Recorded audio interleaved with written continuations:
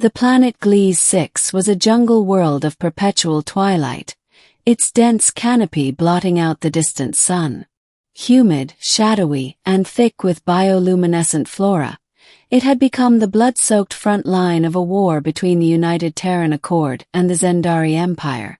The Zendari were a race of tall, four-armed warriors with chitinous exoskeletons and acid-green blood.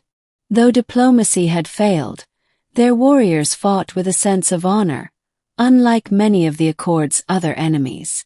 Corporal Elijah Vance had served in 3 campaigns, but Gliese 6 was different. The war here wasn't just about territory, it was about survival. And the jungle didn't take sides. The last battle had been a slaughter. A surprise orbital strike had taken out half the Accord's forward base. Scattered and disoriented, the surviving Marines regrouped under the dense jungle canopy, trying to fall back to the LZ. It was during this retreat that Vance had found her. The encounter. He first noticed the blood, acid green, splashed across a wide tree trunk like glowing paint. Cautiously, weapon raised, he followed the trail. There, half buried under collapsed foliage and shattered branches, was a Zendari warrior. Her lower body was gone. One of her arms twitched. Her breathing came in short, wet gasps, and her mandibles quivered in pain. Vance nearly pulled the trigger out of instinct. The Zendari were brutal in battle. Many Marines didn't get close enough to see them die. But something stopped him. She looked young, not a hatchling but younger than most warriors. And she wasn't reaching for a weapon. She was trying to pull herself away. "Shit," Vance muttered. "What the hell happened to you?" Her compound eyes fixed on him. "Kill me," she rasped, her voice thickly accented but understandable in Terran common. "No honor like this." But Vance wasn't interested in honor. He was thinking of the last Zendari he'd seen, one who had hesitated just long enough for Vance to shoot first. He remembered the fear in its eyes. This wasn't just an enemy. This was someone who had been abandoned. He knelt beside her. "I'm not killing anyone today. You want to die? You'll have to wait." She didn't resist when he hoisted her up. She was heavy, solid exoskeleton and dense muscle, but adrenaline and stubbornness carried them both. Her name, he learned later, was Trani of the Black Ridge Clutch, a sergeant in her unit. And they'd left her behind. Refuge in the jungle. Vance didn't make it back to the LZ. Not that day. The jungle swallowed them miles away from the rally point. With no functioning comms and dwindling supplies. He built a crude shelter, lashing together vines and branches, using bits of his drop pod wreckage for support. 4 days they survived. He rigged up 4 drips using filters and jungle sap. He cauterized the stumps of her legs with a salvaged plasma torch. It was agony, but she didn't scream. Zendari didn't cry or whimper. They endured. "You are a strange human," she said on the 4th night, her voice hoarse but stronger. "Your kind kills without question." "I've done enough killing," Vance replied. "Thought I'd try something different." "You dishonor yourself by helping me. You say that like it matters. Maybe I don't care about honor." Trani tilted her head. "Then why?" He didn't answer immediately. He stared at the jungle canopy, at the glowing tendrils of light spiraling through the dark. "I just couldn't leave someone behind," he said finally.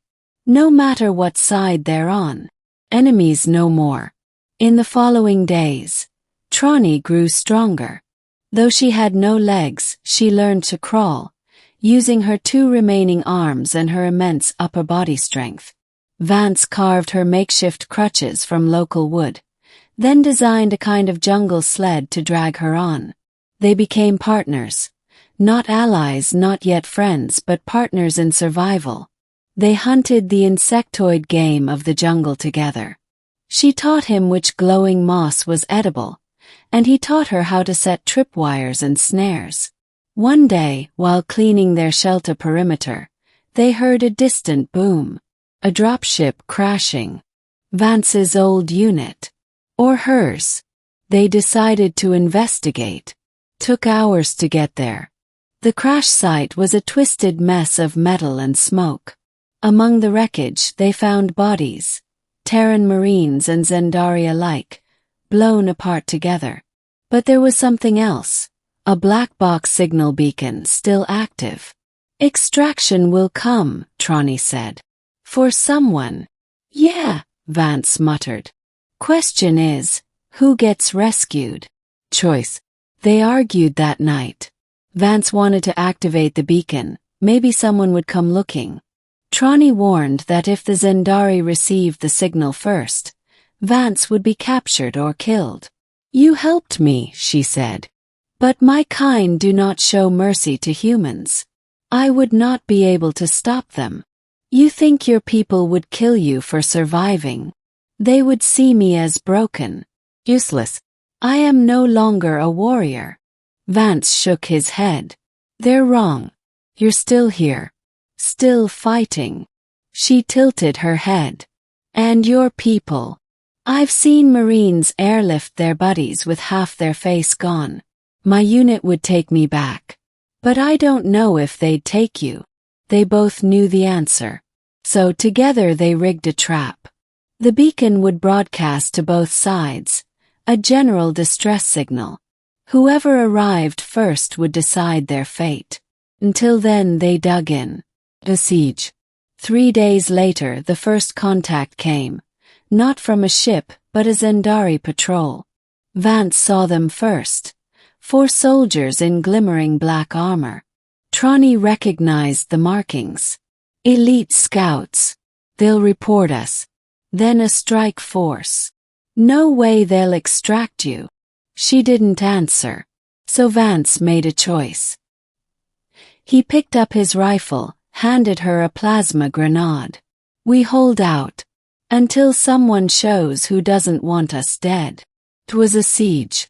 The Zendari scouts attacked at night. Vance and Trani defended from the high ground, using the wreckage of the dropship as cover. They burned through ammo, set traps, used smoke and fire. Trani fought like a demon, crawling through the mud, hurling grenades with terrifying precision. In the end, only 2 of the scouts escaped. But they had surely signaled for reinforcements. We can't win another round, Vance said, breath ragged, skin burned. They'll come with more. I will stay.